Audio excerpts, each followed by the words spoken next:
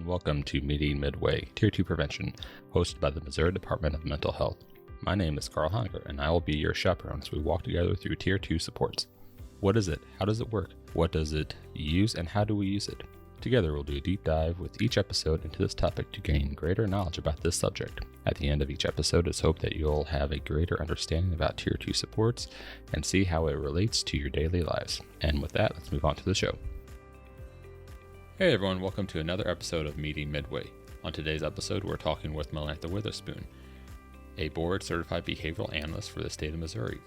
In this episode, we're talking about crisis safety plans or safety crisis plans, whichever term you prefer.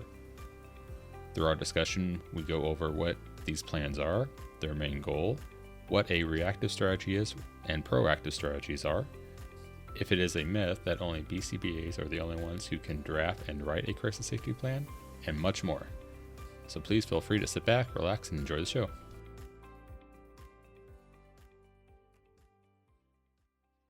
Hey everyone, so today we have Melantha Witherspoon on the show with us.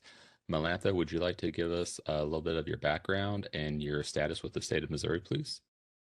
Sure. I am Melantha Witherspoon. I am one of 3 board-certified behavior analysts for the Department of Mental Health, and I have been writing safety crisis plans since about 2007. And just so the audience knows, we may interchange safety crisis plans with crisis safety plans. I don't think there's really a definite set term.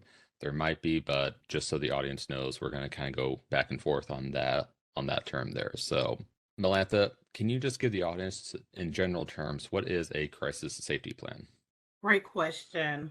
A safety crisis plan is a plan that outlines what needs to be done to prevent a crisis from occurring, and then what to do when you're actually in a crisis. And then the last part is how to respond after the crisis is over. It's written instructions that provide teams with how to prepare for a crisis and so that they can be ready when the crisis occurs. Okay, so just to summarize, it's really a blueprint of the big 3. Let's just call it that.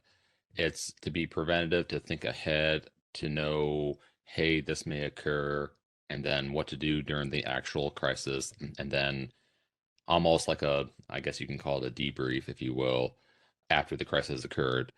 And it's kind of like an everyday document that, if the audience wants to think about it like this, for instructions on what to do for a tornado or a fire or things like that. Is that kind of, am I in the right ball field there? Yes, I love the fact that you use the word blueprint. It's definitely blueprint on what to do when a crisis occurs. If you think about it, there are crisis plans everywhere. Hospitals use them, schools use them. They have a crisis plan in place. They may not call it that. If an intruder enters the school, banks have them for bank robbers. It's just steps you take, the blueprint, as you would say, what to do.